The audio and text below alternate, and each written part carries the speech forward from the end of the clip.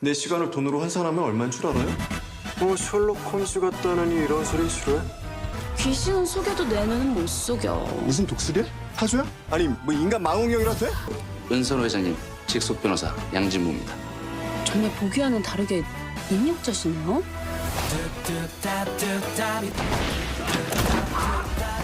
이제 겨우 실마리 찾았네. 여기서 포기해? 이렇게 약속을 지키지 않으면 지금처럼 어디에 있든 내가 꼭 찾아낼 테니까. A piece of jewelry worth hundreds of billions of won, missing for nearly 2 decades, is now up for auction. As the auctioneer raises their hand, the wealthy attendees eagerly press their bidding buttons. An old man, leaning on a cane, seizes the opportunity to sneak out. Once he reaches a secluded area, he straightens his back and walks forward. Later, when a patrolling security guard spots him, he immediately hunches over again. The guard warns the old man that he shouldn't be there. Clutching his stomach, the old man claims he's looking for the restroom. The guard informs him that he's near the surveillance room, which is off limits. Suddenly, the old man strikes the guard on the head and continues towards his destination. Hearing the guard's footsteps behind him, the old man quickly turns around. After dealing with the guard, he removes his mask and then peels off a layer of fake skin from his face, moving forward alone. As expected, there are more guards in this area. The man takes a leap forward, using his cane as a weapon.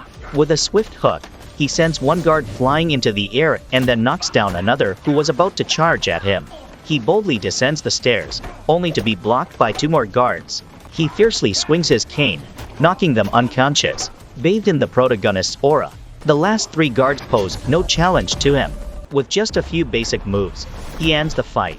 A tall, imposing figure appears to block his way, but he effortlessly overcomes this obstacle as well. Indeed, his technique is effective in any situation. He then sneaks into a room and starts investigating the origins of the necklace on a computer. But before he can get comfortable, a woman with a dog enters. She quickly spots someone hiding by the door. The owner hasn't returned, but someone else has dared to enter first. With no other option, the man knocks on the door twice. The woman knows that anyone who can enter must be extraordinary. Sean-woo doesn't hide his intentions, admitting he's there to look for something. It turns out that his mother was killed because of this necklace 20 years ago. He is there to find the person who sold it. Upon learning Sean-woo's intentions, the woman immediately draws a gun on him. However, he had long since removed the bullets. The dog is also very friendly towards him. After finishing his task, Sean-woo picks up the dog and leaves the room. It turns out that the documents he was searching for were hidden in the necklace around the dog's neck. Mission accomplished. This is an extraordinary girl, born with exceptional vision. Her eyesight is many times sharper than the average person's. She can clearly see a coin hidden under a cup or a tiny eyebrow hair. However, her abilities have limits and she must not use her powers beyond those boundaries. Her name is Se-ra, and in her free time, she works as a delivery person and catches wanted criminals for the bounty. Each week, she has an opportunity to earn a substantial amount of money by catching cheaters at the casino. At table 3, a girl uses the bottom of her cup to steal a playing card, while the guest at table 21 signals his hand to a man. Se-ra's excellent performance impresses the casino owner, who hopes to keep her on a long-term basis. However, she declines due to health reasons. Today, while patrolling the casino, she caught a notorious criminal. The man is the criminal she saw on the morning's bulletin. She even catches his accomplice, dressed identically, getting a 2-for-1 deal. But this man is no simpleton. He is the heir to Yungang Group, the largest company in South Korea, named Sean-woo. He has a bad habit of obsessively pursuing his interests, so he created his own house to indulge his detective passions. The house contains thousands of different outfits, allowing him to change roles at any moment for his investigations. It's surprising that such a cunning man was caught by this skilled girl. After being captured, Sean-woo urgently calls his close friend Jin-mo to activate Plan B. Jin-mo hides behind a pillar and begins his performance. This immediately draws Se-ra's attention. The act is so convincing that Se-ra believes he is having a seizure, providing Sean-woo with the chance to pick the lock and escape. Seeing his brother safely depart, Jin-mo quickly returns to normal, apologizes and leaves. Coming back to her senses, Se-ra realizes she's been tricked and immediately gives chase. She finally catches up on the rooftop, only to find that Sin-woo's plan isn't over yet. He swiftly grabs a parachute, jumps down and sits in a garbage truck, arrogantly waving goodbye to Se-ra. Sin-woo, owner of South Korea's largest conglomerate, doesn't settle for a comfortable life but rather chooses to challenge himself. One moment he's dressed in a sleek, handsome suit and the next, he's disguised as a common street thug.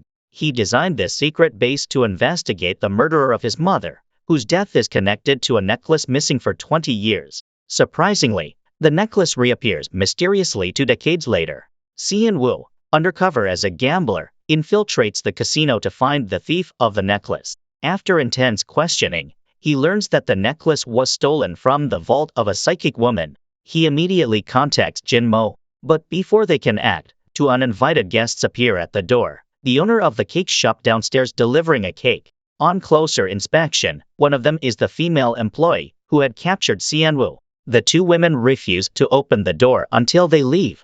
Unexpectedly, the delivery person places Jin-mo's package in front of the cake shop. Angered, the shop owner decides to deliver the package to his door herself. The girls struggle to carry the package upstairs, but accidentally let it tumble down. Jin-mo, watching this through the surveillance camera, is heartbroken and loses his composure. He rushes out, helmet on, but accidentally steps on the cake brought by the shop owner. Na-hee, seeing her cake crushed, is furious. She confronts him, trying to make eye contact by removing his helmet. Jin-mo, fearing recognition, keeps covering his face. Fortunately, Sin-woo is prepared. He drives up just in time to pick up Jin-mo and the package, and they hurriedly escape. Seeing Jin-mo's and Sin-woo's retreating figures in the car, Se-ra feels a sense of familiarity. Isn't this the man who had jumped from the rooftop to the garbage truck to escape? Se-ra immediately follows in her cute pink car, but with its top speed of only 50 kilometers per hour, it can't keep up with a car. She quickly changes tactics, driving to a higher vantage point to get the license plate number of their car. They can't escape her keen eyesight. That evening, she goes to a high spot in the city and instantly recognizes the white car.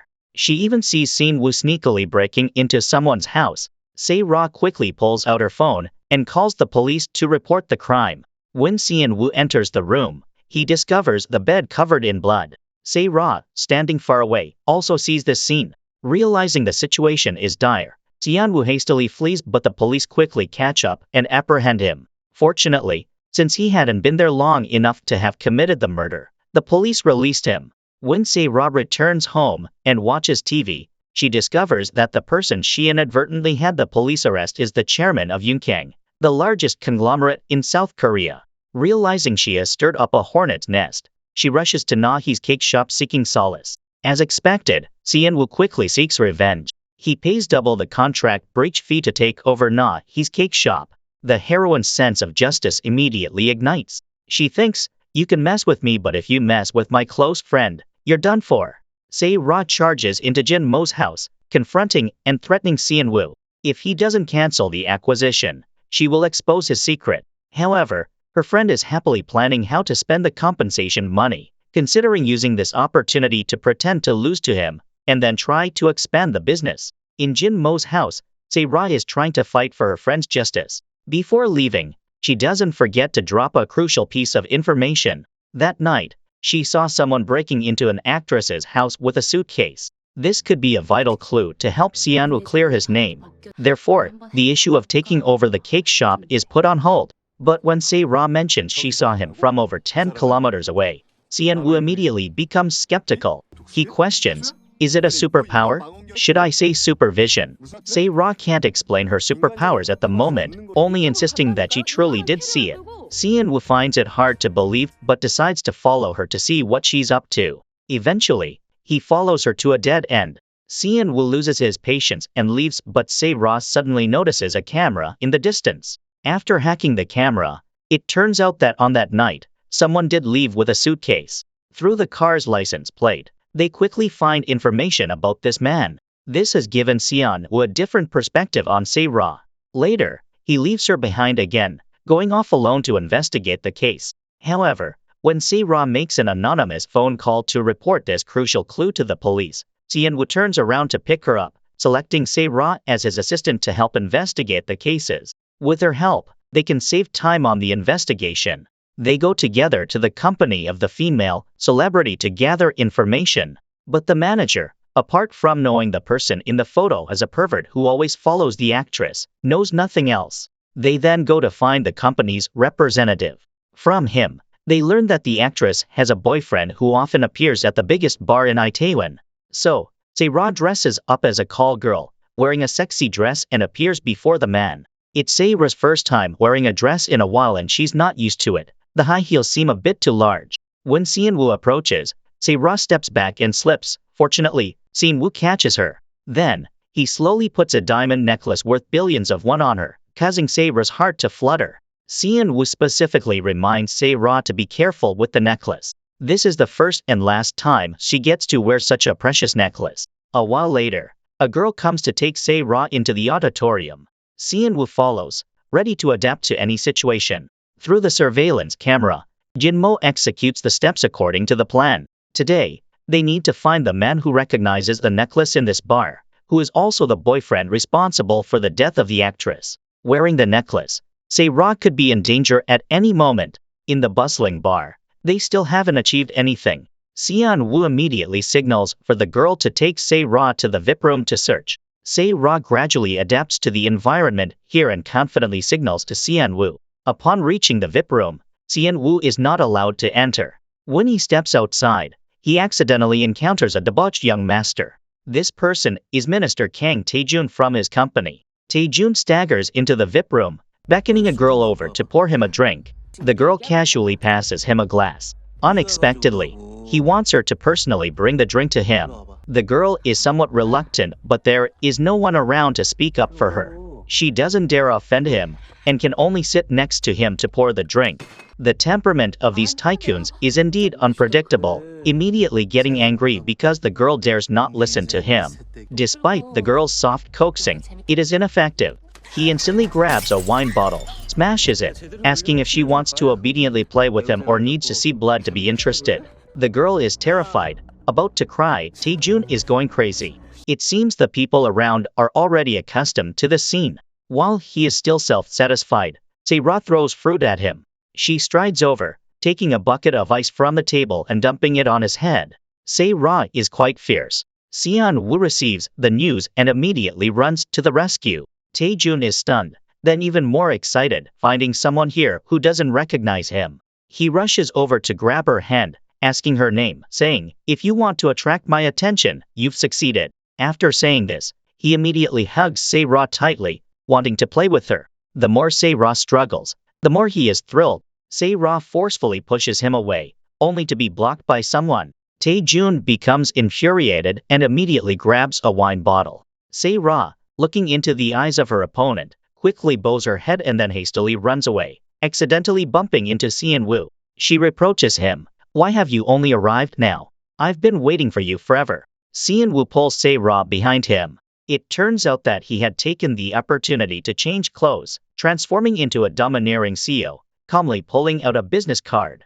Seon-woo demands they open the door and upon entering, he mocks Tae-jun. "I think you need a bath, Minister Kang." After speaking, he takes Se-ra's hand and leaves. Seon-woo just rescued Se-ra from the clutches of the devil and she looks at him affectionately, then slowly moves closer. Seeing this, Seon-woo's heart starts to flutter. Unexpectedly, the girl was just looking into his eyes. Through the reflection in his eyes, she sees someone secretly recording them from behind. She quickly hugs Seon-woo, telling him there's a man wearing a mask filming them from behind. Seon-woo wants to confront the person, but he doesn't find anything. Se-ra intends to catch the person red-handed, but Seon-woo tells her to wait here as it's too dangerous over there. Seon-woo goes ahead, greeting to attract the man's attention. Then he reaches out and tears off the hidden camera on the man's chest. The man, realizing he's been exposed, immediately starts to run but is tripped by Se-ra. Removing the mask, they discover the person is the actress's manager, and the device on him is evidence of his crimes. After being cornered, the manager confesses that he is the pervert who followed the actress, but he was just following the company's orders to secretly film personal secrets to blackmail the artists they manage, forcing the actress to sell herself. And this wasn't the first time it had happened. Upon checking the manager's phone, they discover that CEO Yoon deliberately lured them to the bar to record inappropriate videos. This also presents Seon with an opportunity to catch the rival corporation red-handed. Then, using the manager's phone, he sends a message, "Chairman Yoon has caught on to me, he's looking for the other videos." Soon after, they arrive at CEO Yoon's office, catching him in the act of trying to destroy evidence. Consequently, his contract with Yunkyang Corporation is also terminated. Faced with the formidable presence of the three, CEO Yoon has no escape and swallows the memory card. Unfortunately, it gets stuck in his throat, and he can't breathe. To prevent him from dying due to choking, Se-ra immediately rushes over and hugs him tightly, squeezing his abdomen. The memory card immediately pops out, and Se-ra quickly picks it up. Seon-woo can only look at her with a look of disappointment as he takes the memory card. Meanwhile, the police, using the clues provided by Se-ra, locate the car. They also find an unidentified object in the car. Transitioning scenes, the Seon-woo team quickly returns home to watch the video on the memory card. In it, a pervert following the actress is seen. They identify the suspect through a Christmas tree-shaped keychain on his bag, confirming he is the person who left the actress's house that night. However, despite being so close, both Seon-woo and Jin-mo are unable to clearly see the shape of the keychain. The next day, through image processing technology, they finally see that there is indeed a Christmas tree-shaped keychain hanging on the suspect's backpack. Seon-woo silently thinks, when all impossible possibilities are eliminated, the only remaining impossibility must be the truth. Seon-woo goes to the rooftop to call Se-ra, saying he wants to give her a gift, and tells her to look at the roof of Yunkyang Corporation. When Se-ra sees the words written on the paper, she asks what he is holding in his hand, questioning how she could know. Unexpectedly, Seon-woo replies that he never said he was holding anything. To reconfirm Se-ra's abilities, Seon-woo pretends to fall. Se-ra, naively fooled, falls for it. On the other side, Seon-woo smiles, seemingly having discovered an important secret. It turns out she can really see me. Today, Na-hee's cake shop downstairs is hosting a free cake tasting event. Someone who likes quiet like Jin-mo truly can't endure this kind of torture. It's too noisy. I have to go down and give them a piece of my mind, to open their eyes. Seon-woo wants to stop him but can't. Jin-mo storms out the door. When Na-hee sees him, the smile on her lips immediately fades. She changes her attitude, calling him brainless and mockingly notes his love for free stuff since he came all the way down. But as they are neighbors, she offers him a cake to stave off hunger. Jin-mo refuses, saying he has an allergy and can't eat it. Allergy to what? He immediately knows he's making excuses, but still tries to force the cake into his hand. In the tug of war, the cake accidentally falls to the ground. Jin-mo feels embarrassed and rushes to clarify. I told you I have an allergy. Don't you listen to what the customer says? He speaks while leaving the scene, extremely awkward, forgetting his main mission. Like this, Jin-mo, who is all talk, ends up being a laughingstock, turned into a toy for the kids. He's only freed when the event ends. How embarrassing, the whole neighborhood saw it. A lawyer dancing and prancing in the crowd. After this incident, who would dare hire him to defend them? Se-ra, with good intentions, goes to return an item to Seon-woo, but he doesn't even bother to glance at her. He even taunts her, "Why return it to me? Do you want me to wear it?" Unexpectedly, Se-ra responds, "The director has outstanding looks. Wearing this will surely look better on you than on me." Neither of them is willing to back down, leaving Jin-mo in the middle, unsure of what to do. After all, Se-ra's contributions cannot be denied. She has extraordinary abilities, thankfully finding the suspect and discovering the Christmas tree-shaped keychain. She even identified that the suspect was wearing a mask. We should be thanking her instead. It seems Jin-mo values this team member highly. He immediately takes Se-ra to the hospital with him for the investigation. Not only does he give her a raise, but he's also keen on playing matchmaker for this bickering pair. Jin-mo excitedly leads Se-ra ahead, treating Seon-woo as if he's invisible. Upon arriving at the hospital, they discover a bracelet in a staff photo hanging on the wall, identical to that of the female celebrity. This type of bracelet is only given to those who donate to the Children's Relief Fund. After comparing it with the photo, they confirm that the female staff member in the photo and the female celebrity are the same person. Coupled with the information provided by the police, they found an item commonly used by nurses in the car of the man wearing the mask. This suggests that there might be an accomplice in the hospital. They must thoroughly investigate this hospital. On this side, The best detective on the team starts to speak up, saying they have arranged for Se-Ra to go undercover in the VIP room. Sean-woo follows the room number to find the patient's bed. Just as he pulls back the curtain, before he can say anything, another patient comes over, asking if the two are newlyweds, noting how newly married couples always look so radiant. The charming question from the elderly lady leaves them both speechless. But Se-Ra quickly plays along. Honey, how long has it been since we got married? The presence of the nosy old lady makes Sean-woo uncomfortable. When the nurse calls Se-Ra for an examination, the old lady doesn't forget to remind Seon-woo to accompany her. Seon-woo, usually proud, now just bows his head and follows. While walking, he silently curses Jin-mo. How heartless can this father be? He's so absorbed in his game, showing no care for his children. Despite his son's hungry cries beside him, he sends his son away, claiming it's a crucial moment, which is detestable. His poor gameplay results in a loss, and he places all the blame on his son. I told you not to disturb me while I'm playing games. It's your fault I lost, you little rascal. This boy suffers from a heart condition, fortunately under the meticulous care of the hospital doctors. The female celebrity also came to the hospital to volunteer because of the boy.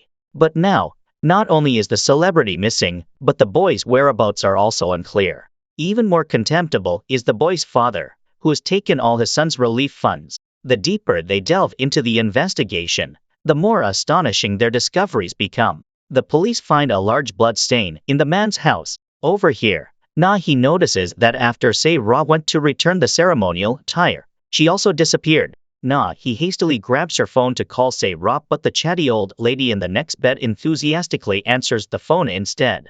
Upon hearing that Se-Ra is having a heart checkup at the hospital, Na-hee immediately closes her shop and rushes there. Jin-mo, watching from outside, fears that Na-hee's arrival might disrupt their strategic plan. Thus, he hurries out of the car to stop her. But at the moment, Na-hee is only concerned about her friend and pays no attention to him. Jin-mo yells, pushing forward to corner her against a wall, insisting he has something important to discuss today. Seeing Na-hee walk away, he continues to grab her hand, pretending to be serious. But eventually, Na-hee pushes him away. Jin-mo tries everything but can't stop her. Na-hee wonders how her friend, who could work enthusiastically even in 38-degree heat, suddenly falls ill. This indicates her illness must be severe. Pushed to the limit, Jin-mo resorts to a desperate tactic. He chugs a bottle of water. Then, as Na-hee pushes Jin-mo aside, he dramatically collapses as if poisoned. Seeing this, Na-hee feels fortunate she didn't drink that water. Seeing Jin-mo's face swollen as if stung by bees, she finally believes his previous claim of being allergic to bread. Over here, the two-person investigation team receives a call and immediately heads over. Seon-woo, upon hearing that his friend just drank cow's milk, shows a look of helplessness. He doesn't bother to care for whom his teammates sacrificed himself to end up in this state. Na-hee, seeing that Se-Ra is safe and sound, finally breathes a sigh of relief. Then, she turns to look at Jin-mo with his distorted face. After a day of fruitless investigation, Seon-woo prepares to leave. Unexpectedly, the couple in the next bed asks him where he's going, insisting he should stay with his wife. The bastards who neglect their wives because they're sick are the sinners. The enthusiasm of the middle-aged couple in the adjacent bed made Seon-woo scream in frustration. He decisively pulled the curtain shut, deciding to stay overnight. The next morning, everyone around looked at them with astonishment. The wife, dressed in patient attire, lay under the stretcher, while the husband, who was supposed to be caring for his wife, comfortably occupied the warm, cushioned bed. Upon regaining his senses, Seon-woo realized his situation was inappropriate. He hurriedly woke Se-Ra up, fearing the judgmental stares of those around him would be the death of him. The uncle from the next bed grudgingly brought over food. Following suit, Seon-woo also placed a meal on the table for Se-Ra. At that moment, the aunt scolded him, saying it was inconsiderate to let the sick person sleep all night on the stretcher. With the aunt's support, Se-Ra seized the opportunity to push further. I think my arm is cramping. Gosh, is it because I slept on a cot all night? Honey, I can't eat. Seon-woo was reluctant, but upon seeing the gazes of everyone around him, he quickly changed his tune. Okay, honey, let's eat. Under the uncle's pressure, Seon-woo had no choice but to comply. He opened the lunch box and fed Se-Ra a large bite of rice, followed by a piece of meat. Being fed by the CEO of one of South Korea's top companies was something she had never imagined. The experience was indeed wonderful. So, today, she decided to break her norm and finish all the rice. Sean-woo began his revenge by feeding her an enormous spoonful of rice. Their actions were all part of their plan to infiltrate the hospital to investigate the case of the missing female celebrity. After completing their mission, the three sat down to consolidate the information they had gathered that day. After ruling out the morning and evening shift workers, they identified their target. Suddenly, Se-ra spotted a Christmas tree-shaped keychain, identical to the one belonging to the masked man involved in the incident. Upon inquiring, they learned it was a gift from a child to the head nurse. Over here, Jin-mo finds a suitcase in the trunk of the head nurse's car. It turns out that the person who appeared in front of the female celebrity's house was not a man but the head nurse. Se-ra and Sean-woo immediately follow her, only to see the nurse making a call to an unknown number. After the nurse leaves, Sean-woo hastily asks Se-ra to redial the number that was just called. Unsure of what the other party said, Sean-woo gets scared and quickly hangs up. Turning around, he sees the head nurse advancing towards them. Called by name, she instantly realizes something is amiss and starts to flee. During the chase, they split up. Se-ra follows the head nurse to a storage room. But before she can react, she is injected with a sedative and falls unconscious. Sean-woo arrives a step too late, finding Se-ra unconscious on the ground. The head nurse, attempting a surprise attack from behind, is easily apprehended by Sean-woo. However, this room is her territory and she quickly renders Sean-woo unconscious, just as she did with Se-ra. Jin-mo sees her driving away, unsure of what to do next, but using a tracking device, he figures out her intended destination. Therefore, he rushes to check on Sean-woo and Se-ra's condition first. When the two woke up, they found themselves tightly bound.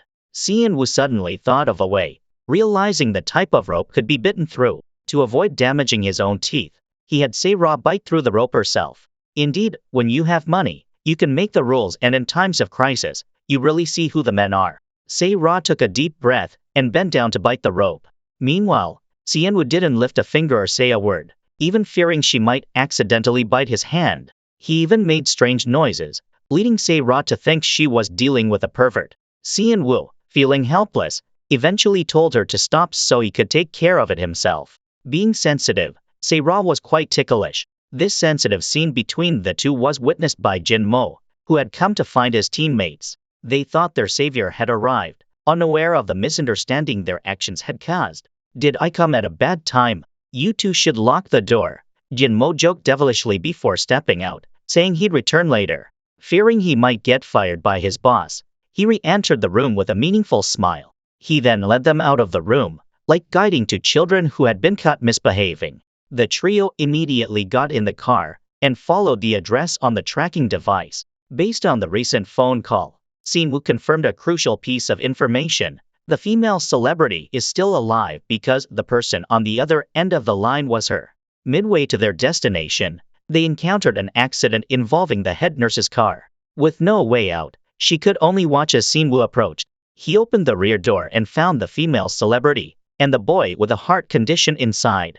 Finally, we meet Miss Oh-ah-ra. It turns out Oh-ah-ra was impregnated and abandoned by a wealthy heir. She intended to raise the child alone after giving birth, but he bribed the head nurse to tell her that the child was lost. 7 years later, while volunteering at the hospital, she discovered a child with the same name as her son. At that time, the head nurse from back then also appeared. Only now did Oh-ah-ra realize she had been deceived for 7 years. Seeing her son mistreated by his foster father broke her heart. She decided to take her son and flee. But her greatest hatred was reserved for the wealthy man. She wanted him to pay. So, she stole a diamond necklace worth 50 billion won from his house. But just days after acquiring it, it was stolen by a thief. Initially, she suspected the wealthy man had taken it back. Soon after, during a filming session, she narrowly avoided being hit by a falling light and also received a threatening message from the wealthy man. She knew she had to get her son out of the country quickly to escape.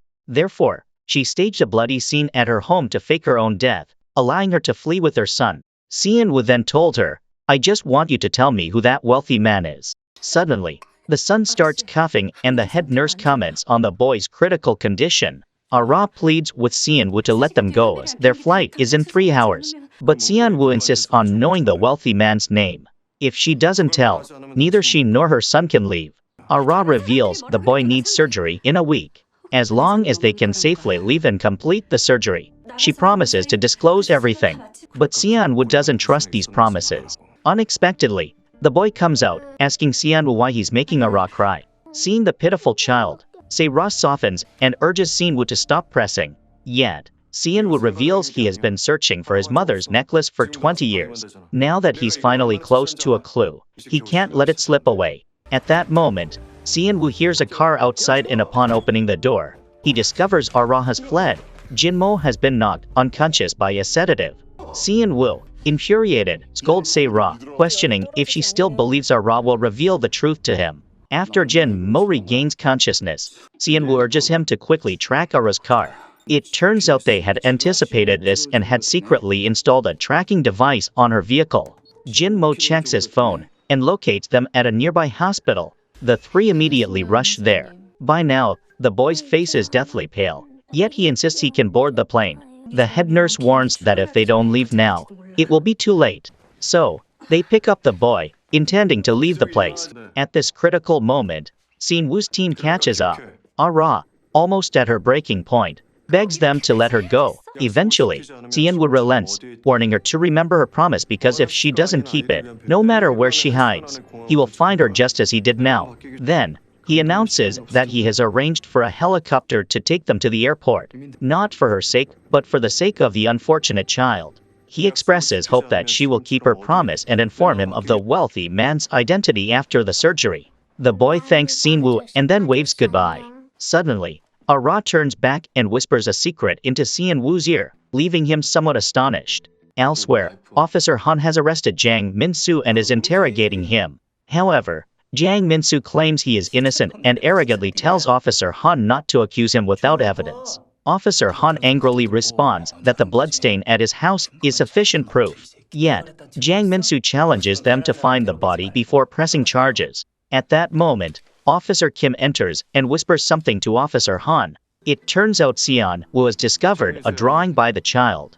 He suspects that Jang Min-soo's wife might be buried at the location depicted in the drawing, as the child must have witnessed it and drawn the scene. Indeed, when the police dig at the spot indicated in the drawing, they find a body. With this, the case finally comes to a close, and the trio heads home. Seon-woo tells Se-ra to prepare to sign a confidentiality agreement, insisting that this matter must not be disclosed to anyone. Se-ra assures him that she will keep the secret to protect Ra and the child. Later, when Se-ra returns home, she remembers the pink dress still in the car and goes back to retrieve it.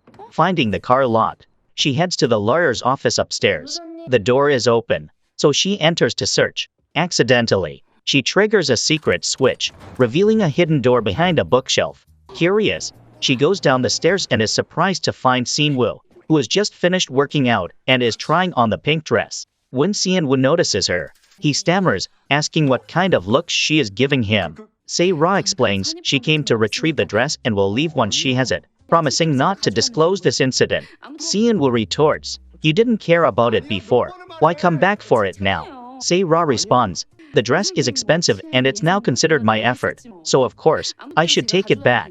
The secret base was exposed and Jinmo decided to introduce it to Se-ra, considering her an ally anyway. The condition was that she must keep it a secret. After Se-ra left, Seon-woo told Jinmo that before departing, Ra had whispered to him to be cautious of Kang Tae-jun. At night, Se-ra lay in bed, recalling what she had seen in the secret base. The photo of Seon-woo's mother on his desk felt eerily familiar to her, as if she had met this person at the orphanage. Se-ra tried to sleep but was haunted by a terrifying memory of witnessing a man attacking Seon-woo's mother.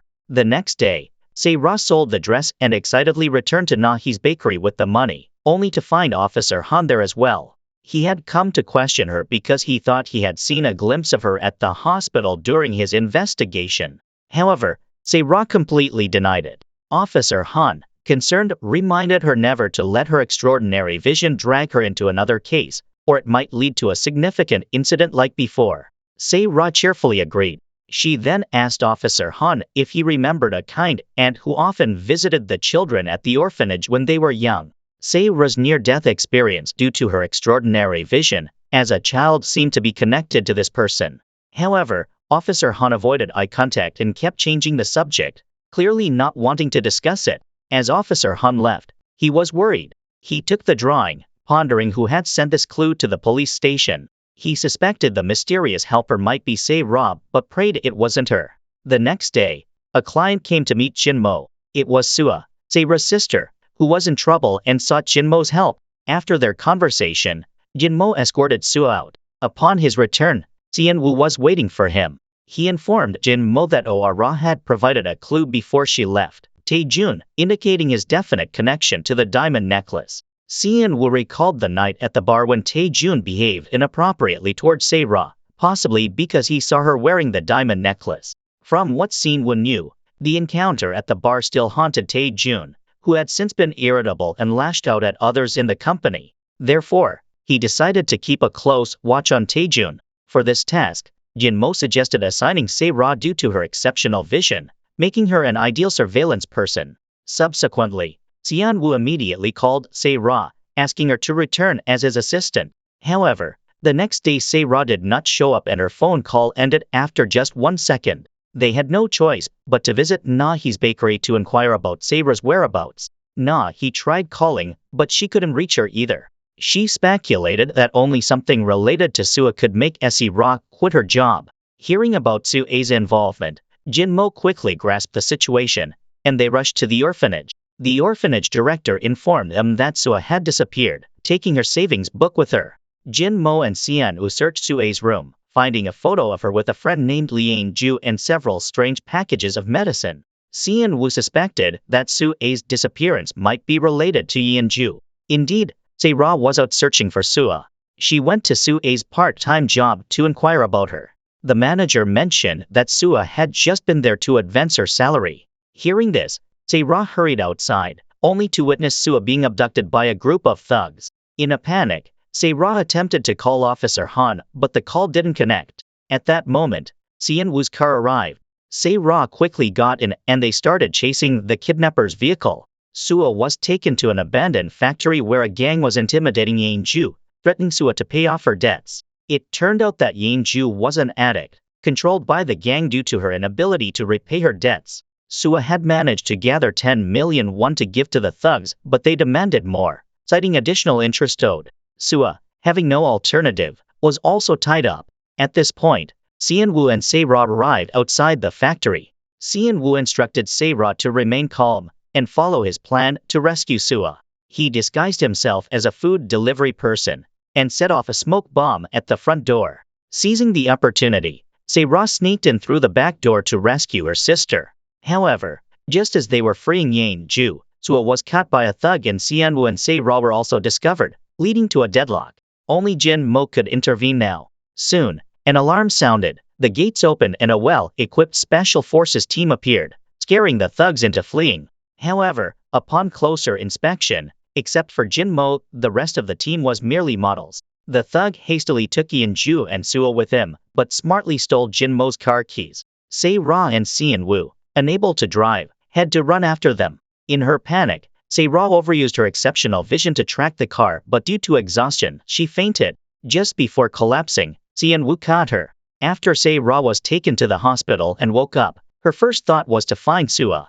Seeing her condition, Xianwu realized they couldn't proceed with their case without finding Sua first. Hence, he and Jinmo prioritized finding Sua, addressing Sayra's troubles as their current main objective. Jinmo investigates the pills found in Sua's dormitory and discovers they are a type of new designer drug that has recently become popular. He traces the whereabouts of Sua and Yang Ju, narrowing down the drug dealer's area of operation on a map and selecting a bar that the dealer frequents. This time, Xianwu and Jinmo, along with Sayra and Nahi disguised as high school students, go to the bar. The four blend into the crowd and have fun. Xianwu occasionally flaunts his wealth and subtly inquires about the drug dealer. Soon, a few thugs appear and pretend to negotiate with Xianwu. When the deal is almost closed, the thugs reveal their true intentions and order their underlings to tie up Sayra and take her outside. It turns out he is the kidnapper of Sua and has recognized Xianwu's face from before. The thug thought they were just 4 people acting alone and was careless. Unexpectedly, the next moment, all the students on the dance floor pull out their guns loaded with rubber bullets and fire at the thugs, while also using fishing nets to capture them. Indeed, money makes a difference. Sian Wu had rented the bar for a day, and then brought in his people to stage this play. After finding out where Sua and Yin Ju were held, the 4 coolly leave the bar, reminding the thugs that someone would come to deal with them soon. Later, Officer Han receives an anonymous tip and enters the bar. The thugs immediately call him over to untie them, but Officer Han sees the evidence on the floor and the camera left by Sian Wu, uttering a sentence that leaves the thugs in utter despair. "I am the police." That night, Sian Wu and Se-ra find where Sua is being held. The 2 are rescued and taken to the hospital. After the operation concludes, the 4 go to a bar to celebrate. It's Na-hee's first time joining such an action, and her relationship with Jin Mo becomes closer. At the party, Se-ra received a call from Sua and immediately prepared to leave for the hospital. Before leaving, she noticed a wound on Sian Wu's elbow, recalling how he got hurt catching her when she fainted on the mountain road.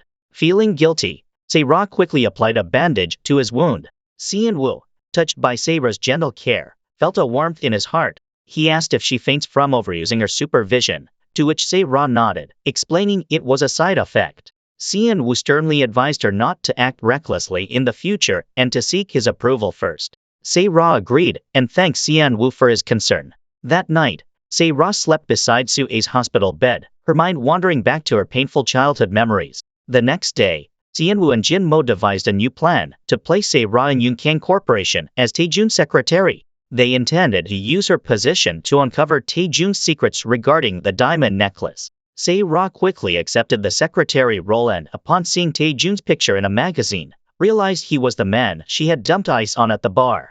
She hurriedly called Sian Wu, worrying their past encounter might jeopardize her undercover work.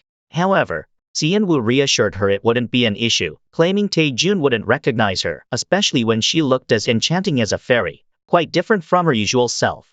He instructed her to plant a listening device in Taejun's office, suspecting the mysterious man supporting Oara was him. Later, Se-ra entered Taejun's office and after some searching found the perfect spot to install the listening device. Just as she finished, Taejun arrived. Se-ra quickly covered up, claiming she was tidying up. Taejun seemed unimpressed by her and dismissed her after asking her name. Relieved, Se-ra thought the mission was easier than expected. However, she soon faced challenges as her unfamiliarity with the job repeatedly infuriated Taejun, who became very displeased with her to the point of requesting a new secretary. However, no one was willing to take up the role at the moment. Assistant Kim, Taejun's former secretary, advised him to temper his impatience and suggested keeping Se-ra for the time being. After Assistant Kim left, he kindly advised Se-ra on several things to watch out for.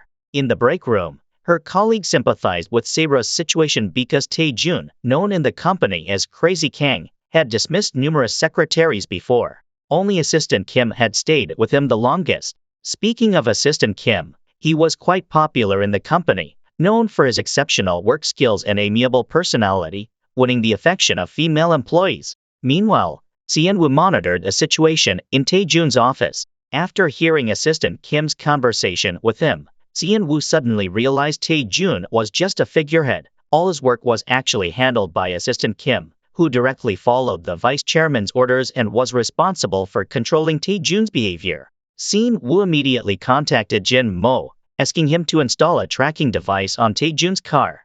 Jin Mo agreed but left the subsequent task Sian Wu. Later, as Taejun and Assistant Kim were preparing to leave the office, Sian Wu had to follow them to the bar himself. He bribed a waiter to plant a listening device under a tray, then hid in the next room to keep an eye on Taejun. There, Taejun arranged to meet the actress who had brought Se-ra to the bar, seeking the girl wearing the diamond necklace. Taejun tried to zoom in on Se-ra's face in a selfie with the actress, but due to the picture's blurriness, he couldn't recognize it was Se-ra.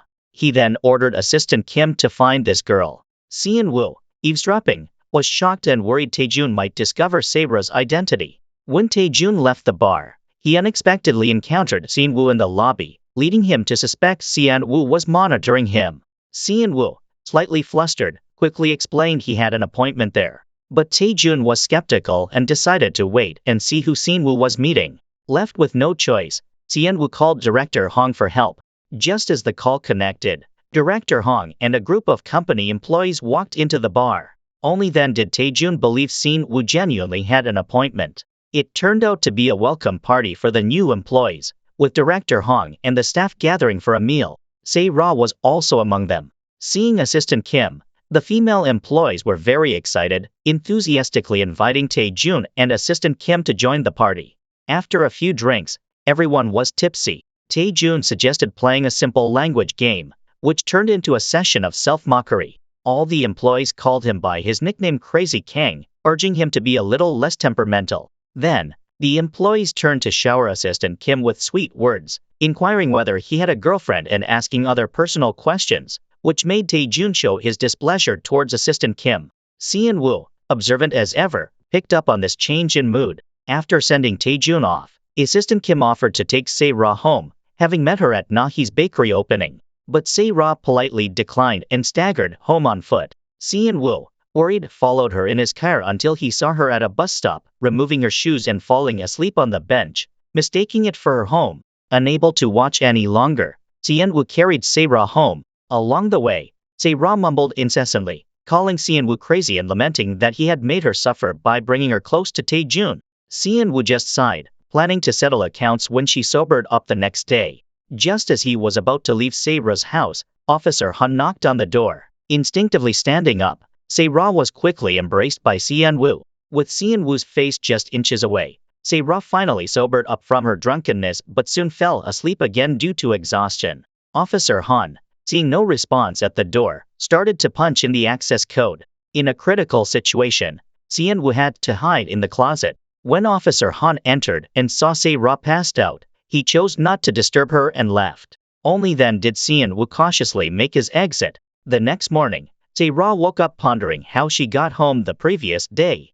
She suddenly remembered falling asleep at the bus stop, then being carried home by Xianwu, which made her face flush with embarrassment. She thought about how Xianwu had seen her at her worst. Meanwhile, Xianwu was contemplating whether the company should ban employee gatherings after work hours, given the unpredictable actions of those who drink too much. After going to work, he messaged Se-ra, instructing her to copy the contents of Taejun's phone. Se-ra frowned and immediately called Xianwu, pointing out that Taejun never left his phone unattended, making it difficult to steal. Suddenly, Xianwu changed the subject, mentioning Se-ra's drunken antics from the previous night. The strong wave of embarrassment hit Se-ra again and she abruptly interrupted Xianwu, firmly agreeing to take on the task. At that moment, the vice chairman burst angrily into Taejun's office. As he passed by Se-ra, he deliberately instructed her not to let anyone into the house. Shortly after, sounds of the vice chairman scolding his son echoed from the room. It turned out the vice chairman had discovered Taejun had been embezzling company funds, all to prevent Xianwu from taking over the company comfortably. However, the vice chairman found Taejun's actions both naive and foolish. He ordered Taejun to stop all his activities and just follow Assistant Kim's directions from now on. Xianwu was enjoying the conflict between the father and son when Se-ra unexpectedly entered, informing them it was almost time for Taejun to leave. This action displeased the vice chairman, who warned Se-ra to keep her mouth shut before leaving. Taejun then began to reprimand Se-ra, questioning what schedule he had. She replied that manager Kim was about to arrive and didn't want to put Taejun in an awkward position. However, this only angered Taejun more, feeling that she was pitying him.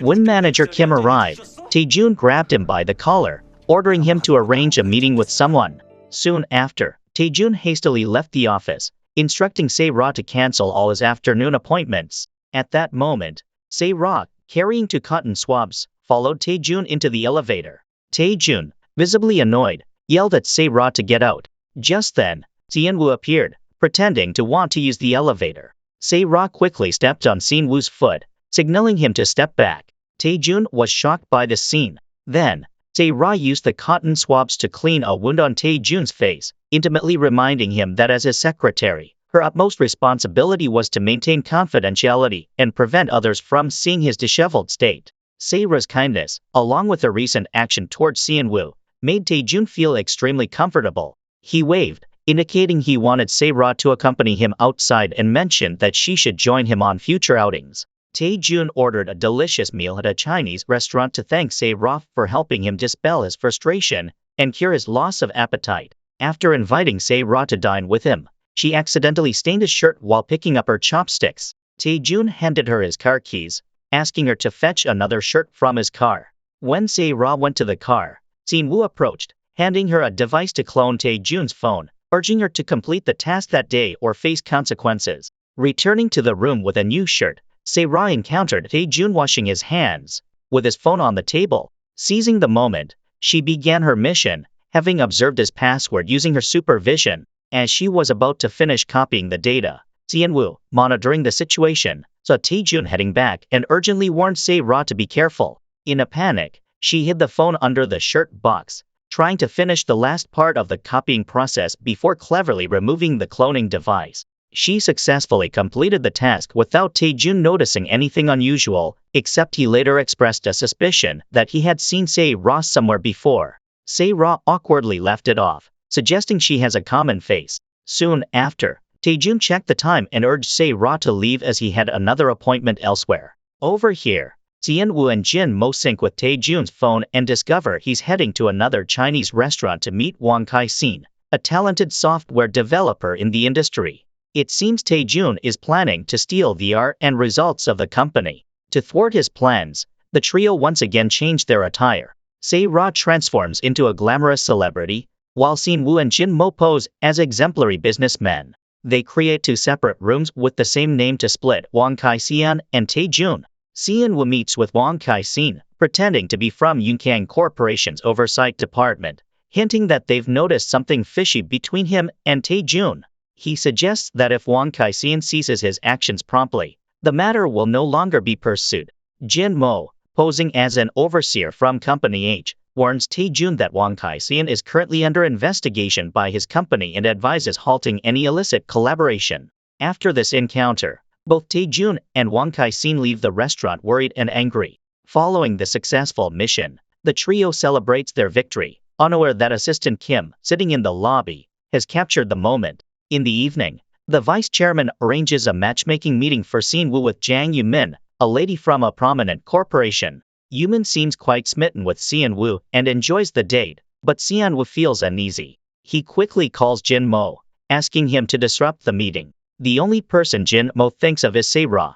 Recalling how Sin-woo saved Sua, Se-ra agrees to help and arrives at the restaurant to execute the sabotage plan, pretending to be Sin-woo's secret girlfriend. The two ostentatiously display affection, making Yumin uncomfortable enough to leave.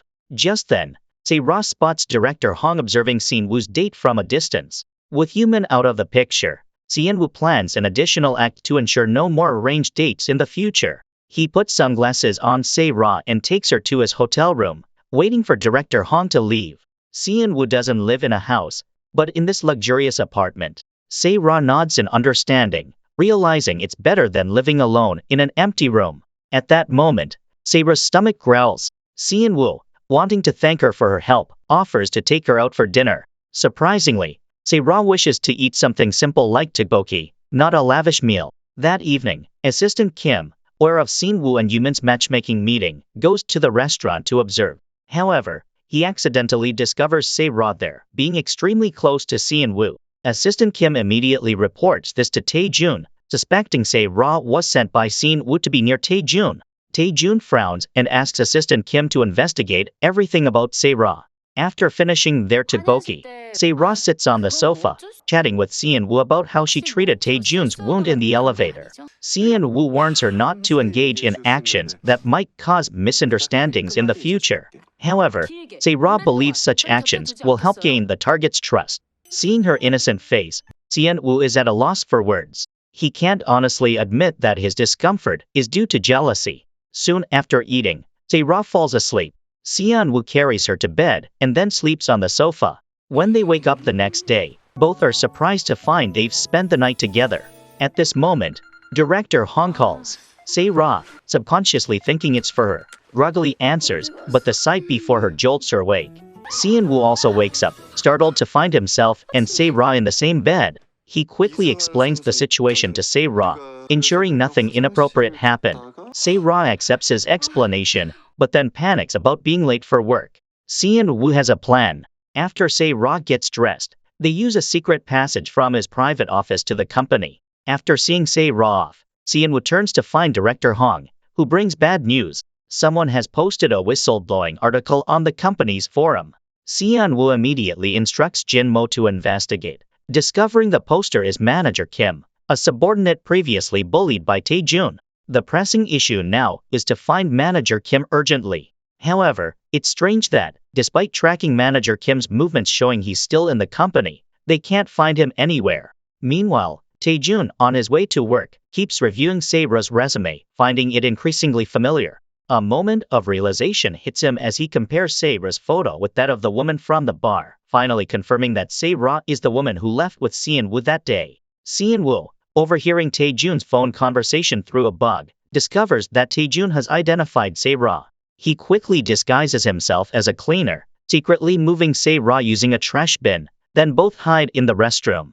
Seon Woo instructs Se-ra to change into the cleaner's clothes, as her identity is now compromised, making it unsuitable for her to continue as an undercover secretary. They must start a new plan. The two push a cleaning cart to Manager Kim's office, searching for his documents and copying computer data.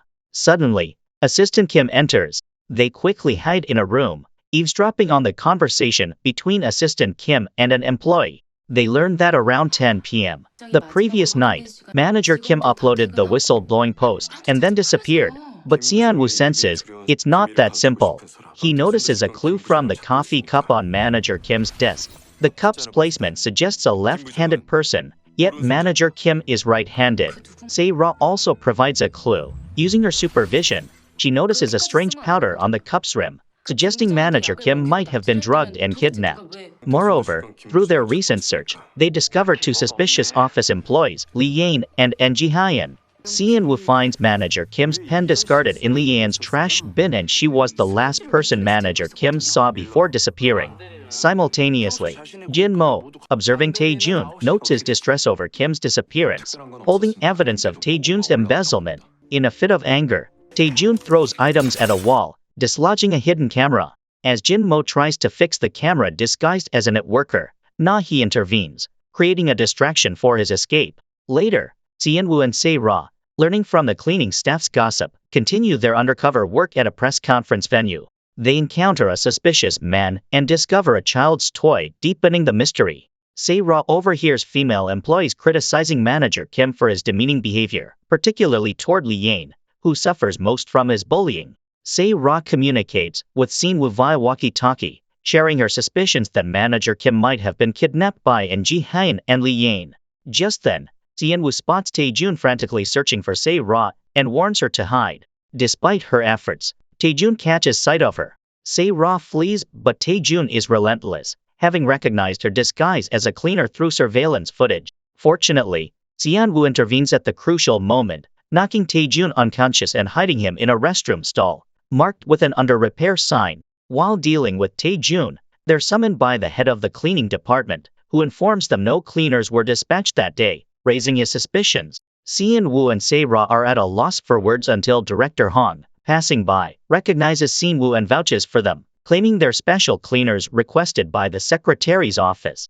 Director Hong expresses concern for Seon Woo's activities, but Seon Woo is more focused on investigating a complaint filed against Manager Kim. Director Hong reveals that Kim was the whistleblower against department head Jung Ri-sin, who has since resigned. Gathering these clues, Seon Woo and Se-ra decide to shed their disguises and locate Manager Kim's hideout. At the press conference venue, they clear the area under the pretext of investigating, leaving only one person who's deliberately concealing their face, Jung Ri-sin. Seon Woo knows her as a capable employee, suggesting that the complaint was a trap set by Manager Kim.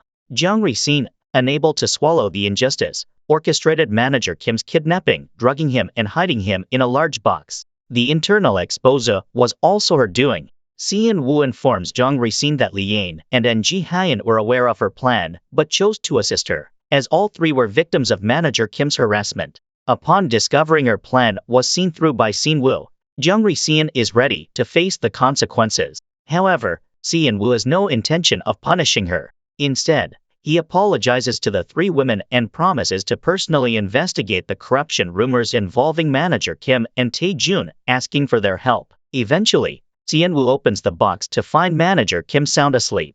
Upon waking, manager Kim is compelled by Seon-woo to hand over evidence of Tae-jun's embezzlement and misuse of company funds. After Tae-jun wakes up from the restroom with a teddy bear head and is mocked by female employees, adding to his rage, he and assistant Kim distance themselves from manager Kim after seeing him taken by the police. Tae-jun, already agitated, seeks to confront Se-ra but is intercepted by Seon-woo. In the office, Seon-woo confronts Tae-jun about his attempts to murder Oh-ra and the secrets of the diamond necklace, further aggravating Tae-jun. Following their successful mission, Se-ra suggests a celebratory dinner with Seon-woo, leading to a casual evening ending with them walking home.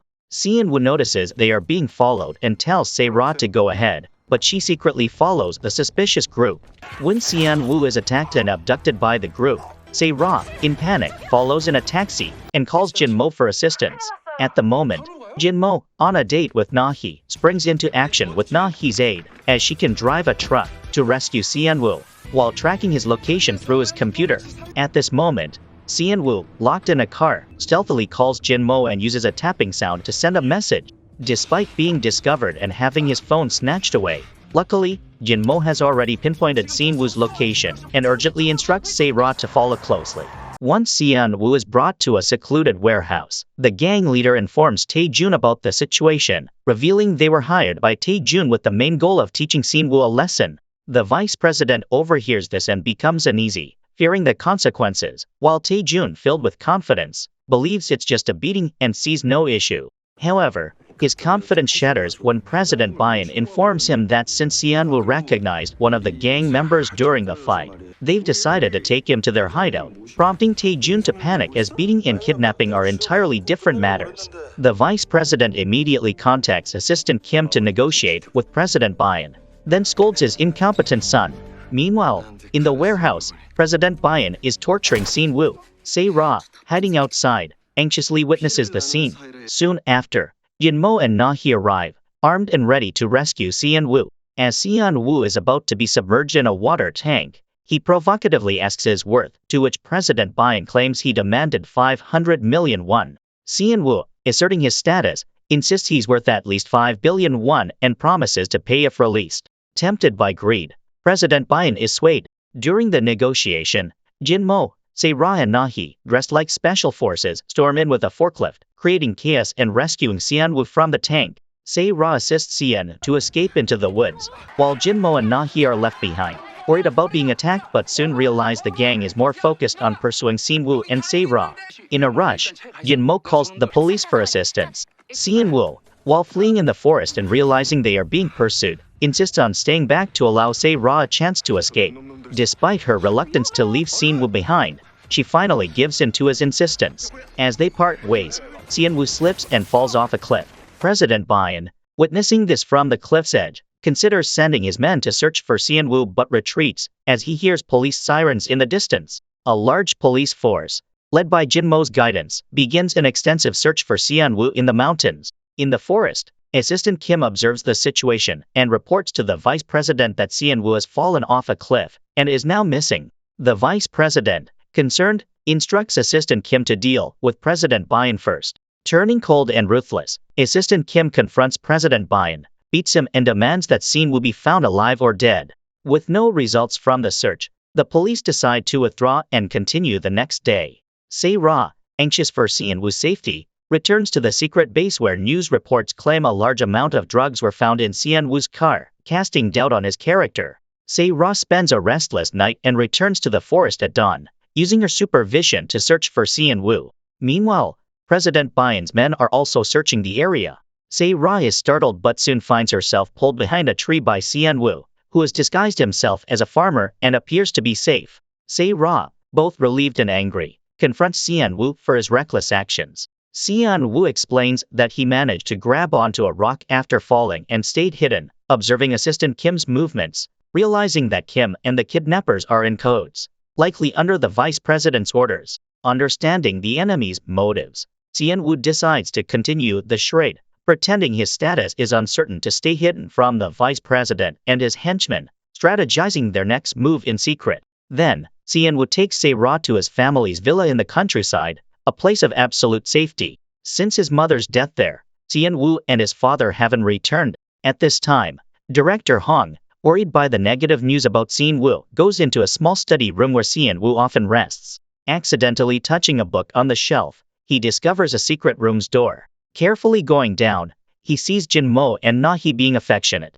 Director Hong, enraged, demands they immediately start searching for Sian Woo. Meanwhile, Sian Woo and Se-ra are cleaning the villa, with Se-ra helping treat his wound in an intimately ambiguous manner, which Sian Woo somewhat enjoys. However, Se-ra's attention is caught by a stack of photos on a desk. She recognizes an image instantaneously. It's the orphanage where she lived as a child and Sian Woo's mother, whom everyone called Angel Aunt because she frequently visited the children.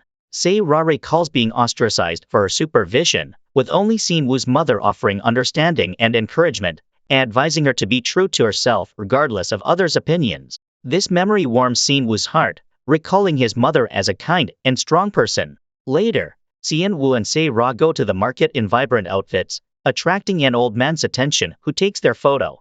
Fearing recognition, Se-ra hastily follows the man to request the deletion of the photo.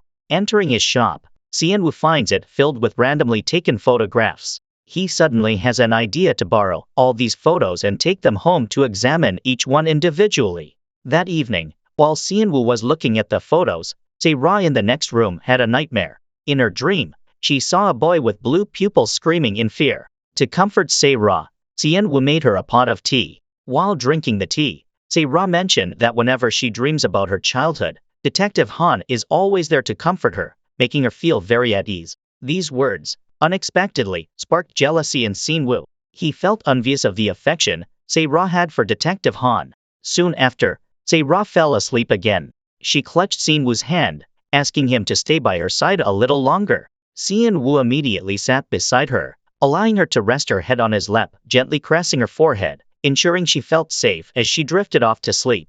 The next day, Se-ra and Sian Woo went out for a bicycle ride. Their secluded life was rich and colorful. While enjoying the beautiful scenery by the lake, Sian Woo received a message from Jin Mo, informing him that the Youngkang Corporation had decided to convene an emergency meeting. Sian Woo laughed, saying it was just as he had anticipated. The vice chairman was finally starting his next move, aiming to seize the chairman's position and gain complete control over the company. Now, it was time for him and Se-ra to return.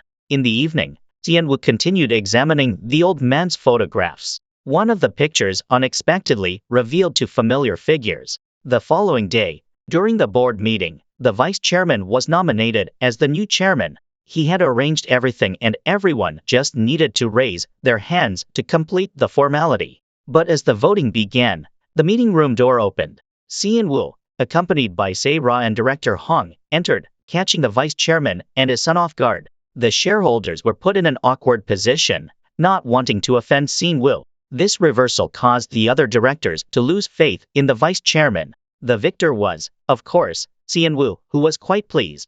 However, the person with the most significant contribution to the plan was Director Hong. After he accidentally discovered a secret passage and learned of Sian Woo's whereabouts from Jin Mo, they had a phone conversation. Sian Woo asked Director Hong to act as if he was siding with the vice chairman, convincing him to take charge during Sian Woo's absence. Waiting until the vice chairman's ambition reached its peak, Sian Woo made a striking comeback, shattering his plans. This blow was enough to ensure that the vice chairman couldn't recover for quite some time. As Sian Woo predicted, the vice chairman completely lost the trust of the other directors. He was now preoccupied with cleaning up the mess from the recent kidnapping incident, assisting Tae-jun. Now, the vice chairman only had one loyal supporter by his side, Assistant Kim. Tae-jun expressed his suspicion that Sian Woo was targeting them because of the diamond necklace. He questioned his father if Sian Woo suspected that he had killed his mother. The vice chairman, avoiding an answer, dismissed Tae-jun. In a private moment, Assistant Kim advised the vice chairman that Sian Woo and the former chairman were quite different and not easy to deal with.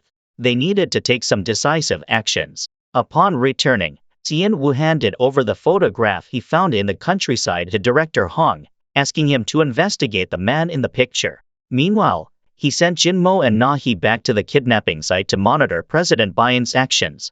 President Bayan, warned by Assistant Kim, was forced to take all the blame and turn himself in at the police station. Sean-woo, finding this peculiar, sensed that the vice chairman had orchestrated President Bayan's sacrifice to keep a secret hidden.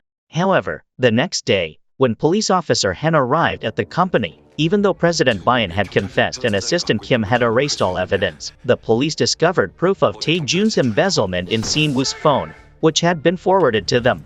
Seeing the police, Tae-jun panicked. He pleaded with his father not to let him go to jail and confronted Assistant Kim.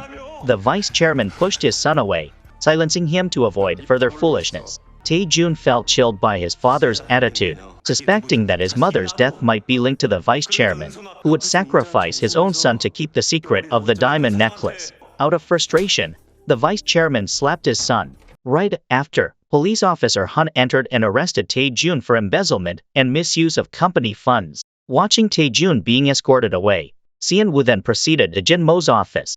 Jinmo asked Sean-woo, after spending a few days in the countryside with Se-ra, "Didn't you feel anything for her? Even if your heart didn't race, shouldn't it have fluttered a bit?" Sean-woo, with a calm expression, claimed he felt nothing, although it was clear he wasn't being truthful. Every time he thought of Se-ra, a smile would inadvertently appear on his lips. One day, while Se-ra was helping Director Hong arrange a meeting room, an employee accidentally slipped, sending several water bottles flying towards Sean-woo. Se-ra, utilizing her full abilities, dashed to knock each bottle away, but in doing so, she ended up in Sean-woo's arms. After the meeting, Sean-woo learned from Jin-mo that Se-ra had sprained her ankle and was running a fever, so she had gone home early. Upset, Sean-woo scolded Jin-mo for letting her go home alone and hurried out the door.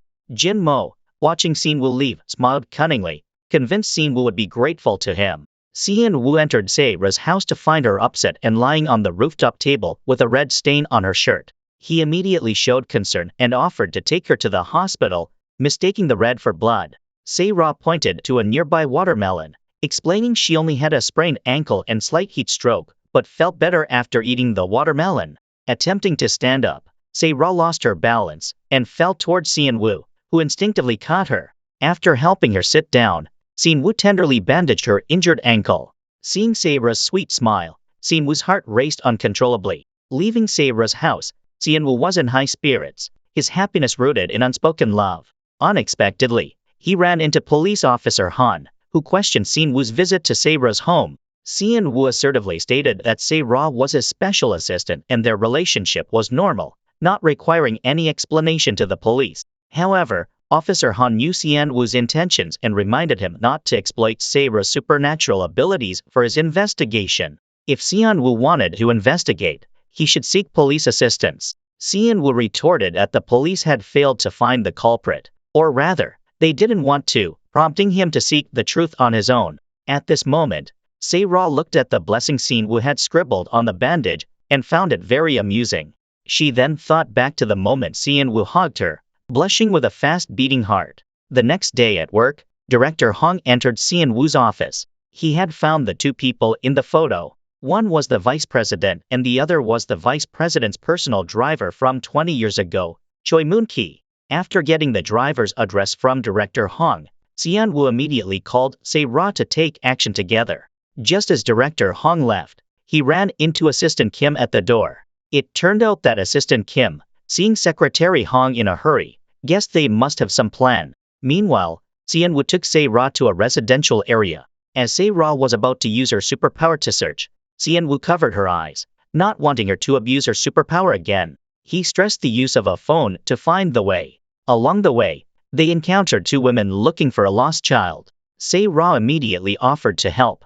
To improve efficiency, Sean-woo asked about places the girl liked to go. The woman thought for a moment and said the girl liked a playground not far from there. When they arrived, they indeed found the girl stuck in a dirt hole. Se-ra, heartbroken, helped clean the dirt off the girl's face and asked what she was doing there. The girl replied that her mother had been buried in the ground, so she wanted to find her. Se-ra realized that the girl's mother had passed away. Perhaps their good deeds were rewarded. As Se-ra and Sean-woo once again found the residence of Choi Moon-ki, they discovered they had found the right place. Pushing the door open, Choi Moon-ki was doing laundry in the yard. Sean-woo, not one for many words, directly took out that photo. He asked why Choi Moon-ki and the vice president were present at that location 20 years ago. Choi Moon-ki hurriedly waved his hands, indicating that he couldn't remember anything due to his age. Right after he finished speaking, the little girl who had been lost joyfully ran back home, calling Choi Moon-ki grandpa.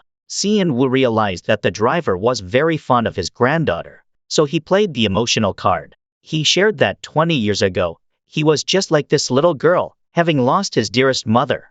Now, all he wanted was to know who had killed his mother, hoping Choi Moon-ki could help. Choi Moon-ki was touched by Si-in-woo's sincerity, and began to recall that year's situation. That day, he had received orders from the vice president to drive him to an orphanage in the countryside. It turned out that the vice president had planned to support a child from the orphanage named Kim Nam-gyu, intending to send him abroad for studies. After sharing, Choi Moon-ki also pointed him out in a group photo of the orphanage. Outside Choi Moon-ki's house, Assistant Kim had been following and overheard the conversation inside. He went back and reported to the vice president that Si-in-woo had learned about the existence of Kim Nam-gyu. But Assistant Kim assured him there was no need to worry, as Kim Nam-gyu had long since passed away. This event and the arrest of Tae-jun made the vice president question Assistant Kim's loyalty. He began to deliberately distance himself from Assistant Kim, not allowing him to follow.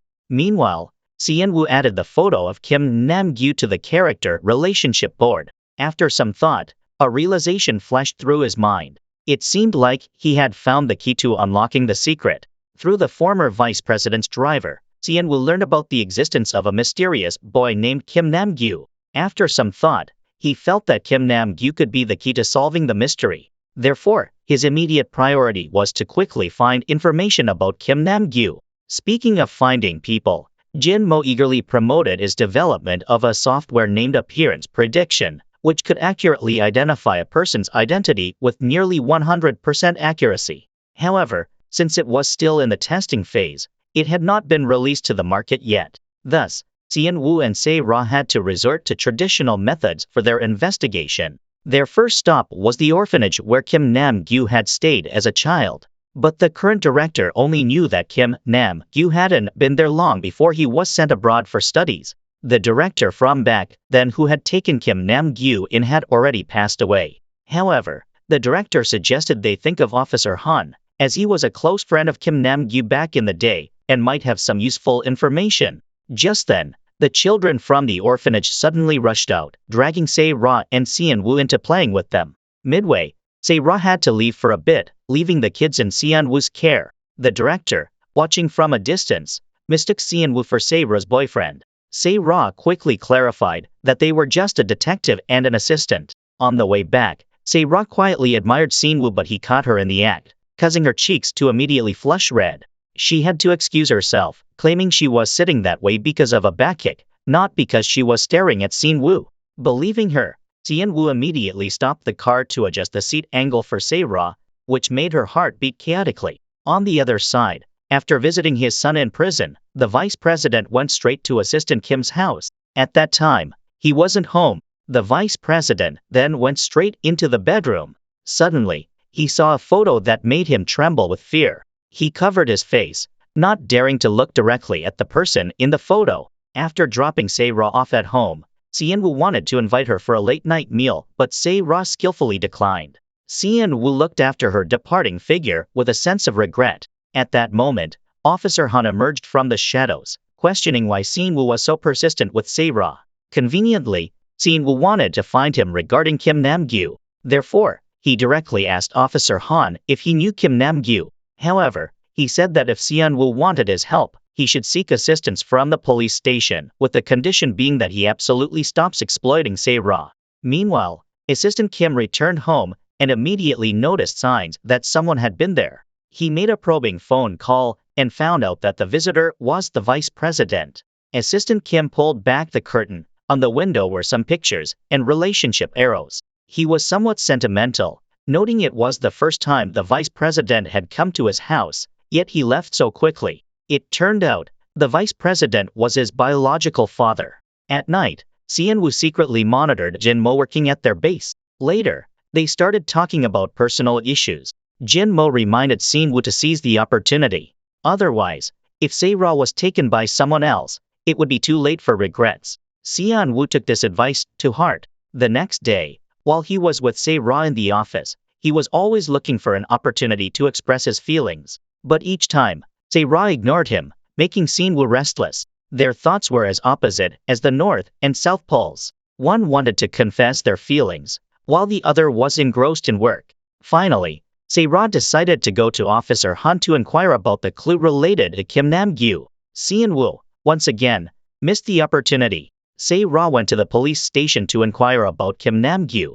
However, Seon-woo had also mentioned Kim Nam-gyu the night before. This made Officer Han realize that she was again working for Seon-woo, and his face immediately showed displeasure. He even warned her not to get involved in the case anymore. But Se-ra said she just wanted to catch the culprit who had killed her kind, and back then, Officer Han fundamentally didn't believe this reason. At that moment, Seon-woo timely arrived, took Se-ra by the hand and led her away, stating there was no point in staying just to be angry. Since Officer Han was unwilling to help, the two of them could only continue their investigation. The second stop they made was the school that Kim Nam-gyu attended back then. Coincidentally, Officer Han also studied at this school that year. Seon-woo showed Kim Nam-gyu's photo to the principal, who immediately remembered the boy because Kim Nam-gyu had excellent achievements, always securing the first position. At this point, the principal also provided an important piece of news. A few years ago, he had met Kim Nam-gyu at a hotel where they exchanged business cards. The principal discovered that Kim Nam-gyu had changed his name. He was now known as Assistant Kim. Seon-woo immediately returned to the company and called out the name Kim Nam-gyu to Assistant Kim, who indeed reacted. Seon-woo then voiced his suspicions about what Assistant Kim knew regarding his mother's murder case. Assistant Kim appeared sorrowful, saying he did not want to revisit that past because the death of Seon-woo's mother was also a painful experience for him. In the orphanage, he was closest to Seon-woo's mother, who had persuaded Assistant Kim, being as intelligent as he was, to study abroad. Unfortunately, her death almost derailed this plan. Thankfully, the vice president was willing to continue sponsoring, allowing Assistant Kim to go abroad smoothly. For this reason, he was very grateful to the vice president. After returning to the country, he had worked alongside him, merely out of gratitude, with no other motive. Assistant Kim's story seemed perfect, but Seon-woo still harbored doubts. His intuition told him that Assistant Kim was definitely hiding something. After speaking with Seon-woo, Assistant Kim immediately reported the incident to the vice president. The vice president was surprised that Seon-woo had even uncovered Kim Nam-gyu's true identity. It seemed that they could no longer allow him to do as he pleased. Recalling Assistant Kim's report from a few days prior, aside from Jin Mo, Seon-woo's other aide was a girl named Se-ra, who was also from an orphanage. Therefore, the vice president prepared to take action against Se-ra to teach Seon-woo a lesson. A few days later, the company hosted a charity dinner party. During the party, the vice president intended to embarrass Se-ra in front of everyone. Fortunately, Seon-woo stood up in time to defuse the situation. However, after stepping down, the vice president did not abandon his plan and continued to mock Se-ra, saying she lacked manners. If Seon-woo and she were together, it would truly be a terrible relationship. Hearing this, Seon-woo did not hold back his response, telling him he should save those words for Tae-jun, who was in prison. With that, the two of them were completely at odds. Even the pretense of cordiality was forced. The vice president's actions that night were truly reckless. Even Assistant Kim felt he should not provoke Seon-woo. Watching the vice president continue to drink, Assistant Kim suggested it would be better to take sedatives than to drink alcohol. Mentioning sedatives, the vice president suddenly questioned whether it was him who had drugged Tae-jun. Assistant Kim denied it, stating flatly that Tae-jun was inherently weak. Anything he attempted was doomed to fail. Failure was just a matter of time. Unexpectedly, these words infuriated the vice president. He did not allow Assistant Kim to speak of his son in such a manner. Assistant Kim's eyes turned red as he asserted that he too was the vice president's son. He questioned why the vice president always placed his hopes in a worthless person like Tae-jun while underestimating his own outstanding abilities. Assistant Kim, intelligent and loyal, had witnessed the vice president killing Seon-woo's mother during his youth. He decided to keep this secret for him, ready to do anything for the vice president. However, the vice president only wanted to use him. Up to this point, he still wanted Assistant Kim to sacrifice himself to ensure Tae-jun's well-being. Assistant Kim fully realized that the vice president never considered him as a son. Returning home filled with anger, he was heartbroken that his father only saw him as a loyal dog, still wanting him to sacrifice for someone worthless like Tae-jun. Assistant Kim smashed a family photo and stomped on it, vowing not to be looked down upon by the vice president. The next day, Assistant Kim went to Seon-woo's office and told him that he was present at the scene when his mother died, and it was the vice president who killed her. Se-ra, bringing tea, overheard Assistant Kim's confession from outside the room. Seon-woo screamed in rage, telling Assistant Kim to leave.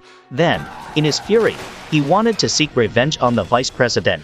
Se-ra hugged Seon-woo, hoping he could calm down. But Seon-woo, extremely agitated, immediately drove to the vice president's house, found him taking medicine, and left a suicide note. Seon-woo was determined not to let him die so easily and immediately took him to the emergency room, insisting on taking his revenge personally. That evening, Seon-woo returned to the secret base and cried all night in front of his mother's photo. Se-ra, seeing this, was very heartbroken. Finally, she confessed her feelings to Seon-woo, bringing him some comfort amidst his grief. He embraced Se-ra, gently kissing her. They spent the night together on the sofa.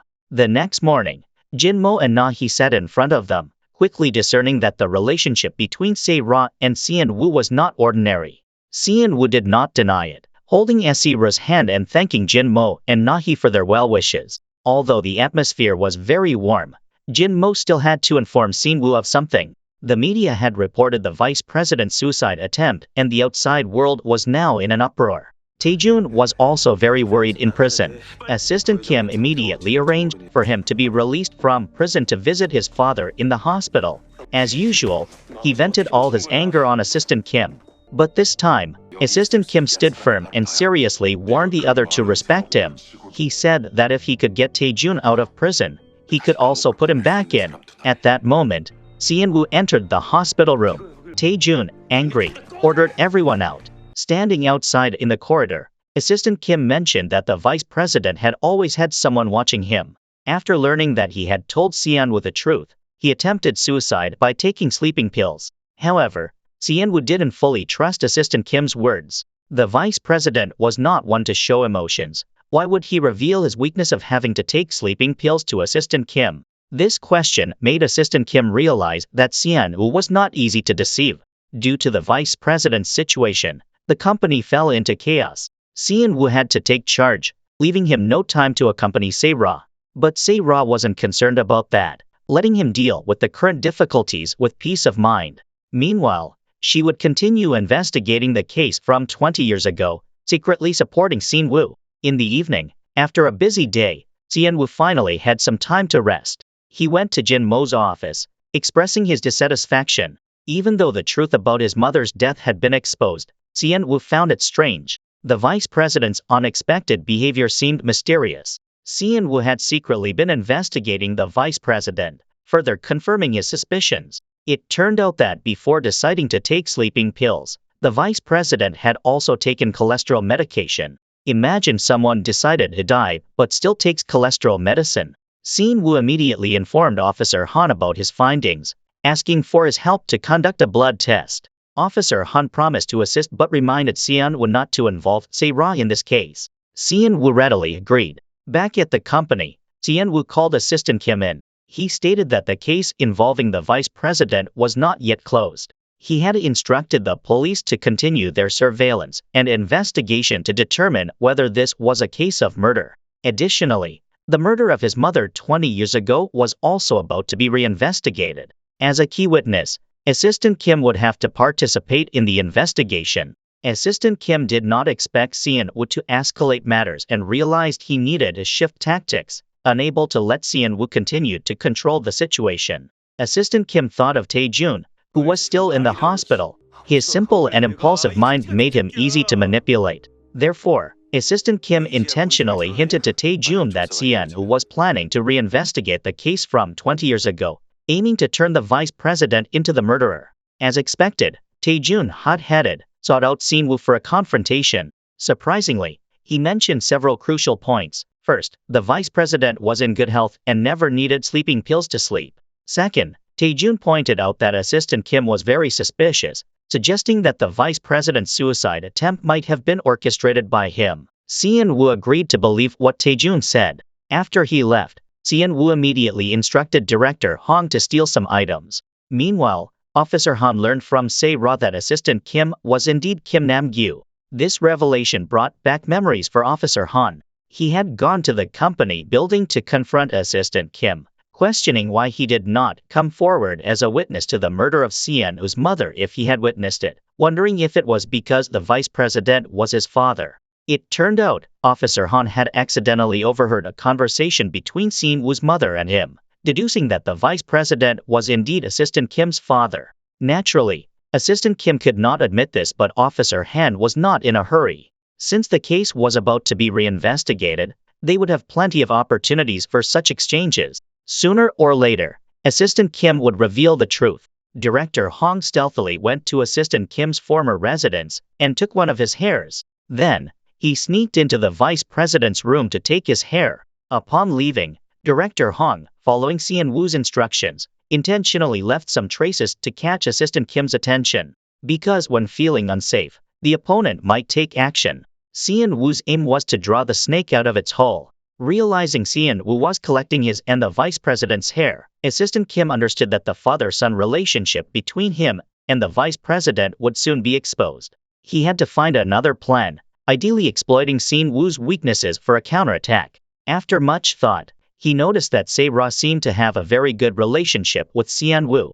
Meanwhile, Na-hee, observing the slow progress in Se-ra and Seon-woo's relationship, actively encouraged it. She suggested a great spot for stargazing to help them spend time together and improve their relationship. Hence, that evening Se-ra took Seon-woo to the mountaintop to stargaze. Assistant Kim, upon receiving this news, also drove there, unaware that Officer Han and his colleagues were following. The night sky was full of stars and Se-ra even brought a telescope, hoping that Seon-woo's soul could be healed by this beauty, releasing the knot he had been entangled in for 20 years. Seon-woo appreciated everything Se-ra had done for him, but couldn't express it because he was still conducting an investigation. He had also agreed with Officer Han not to involve Se-ra and had to stick to their agreement. Suddenly, Se-ra expressed her wish to end their cooperation contract, puzzling Seon-woo. Se-ra candidly shared her concern that Seon-woo, seeing her, would be reminded of his mother's story, making their relationship uncomfortable.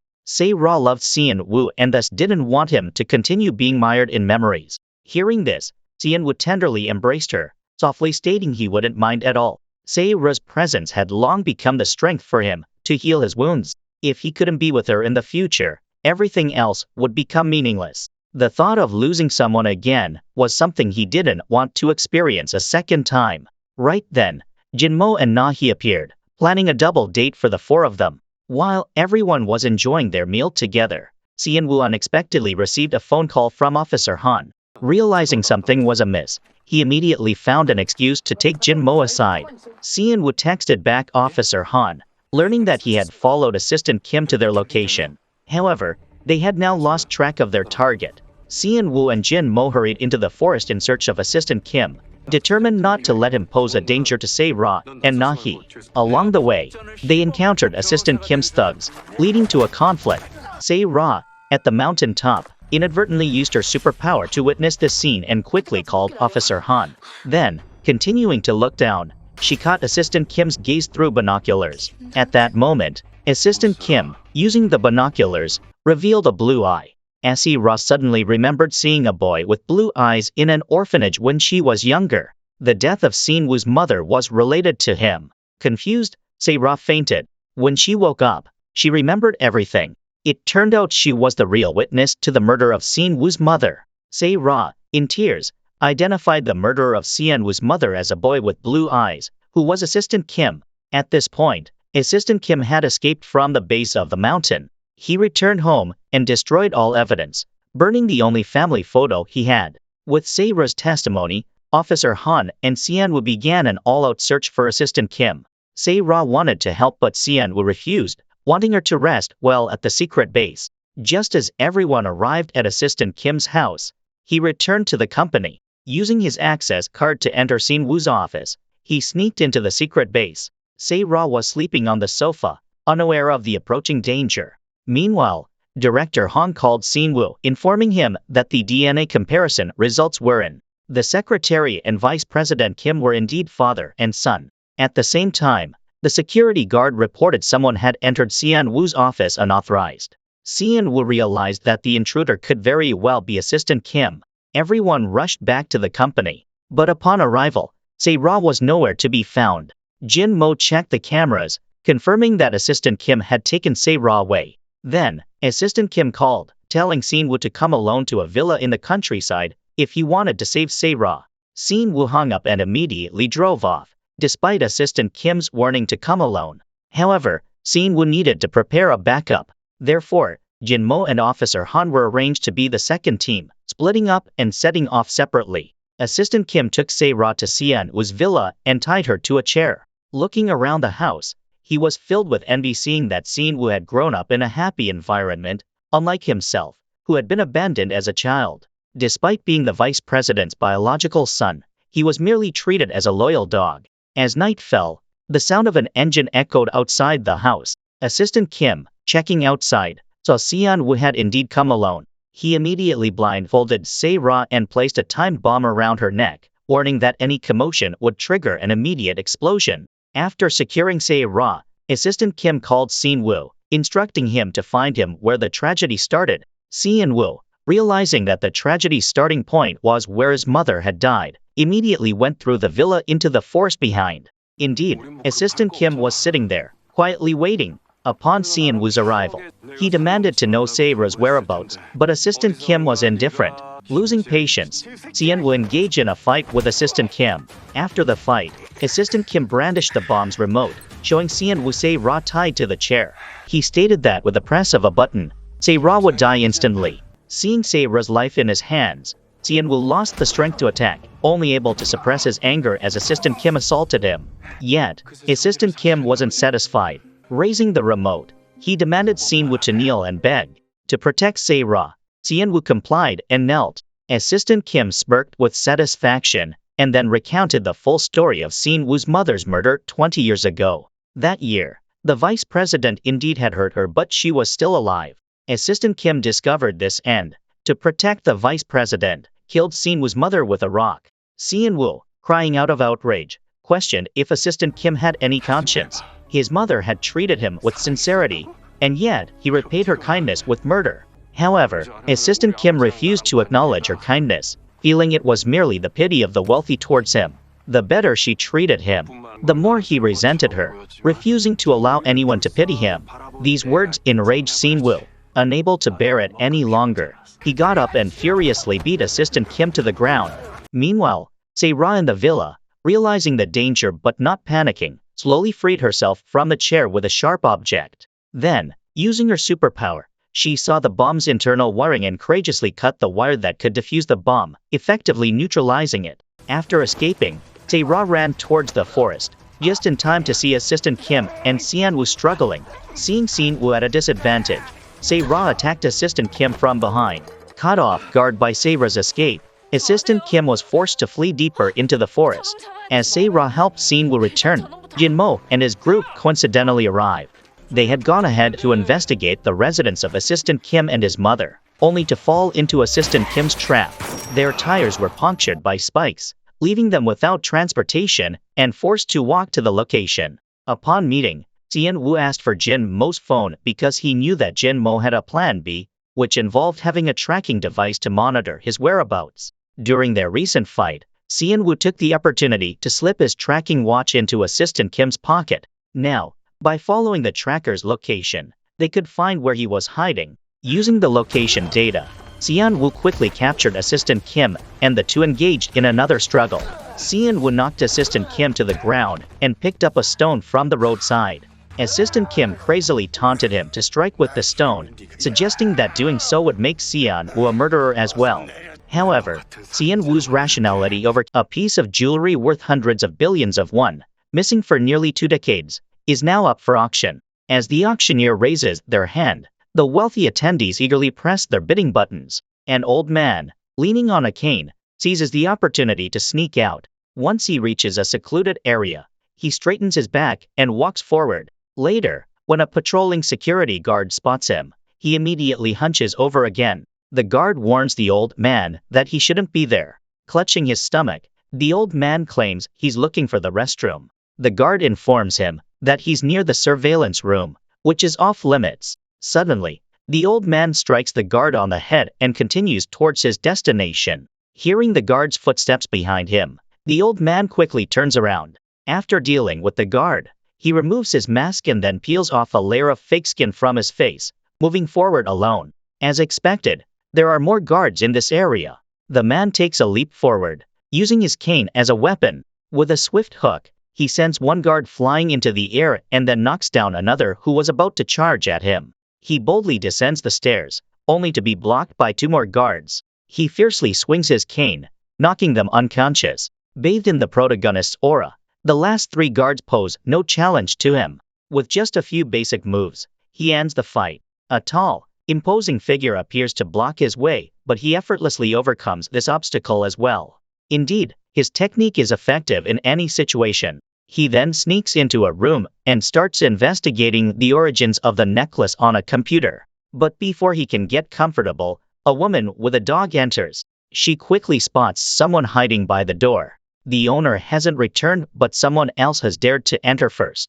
With no other option, the man knocks on the door twice. The woman knows that anyone who can enter must be extraordinary. Sean Woo doesn't hide his intentions, admitting he's there to look for something. It turns out that his mother was killed because of this necklace 20 years ago.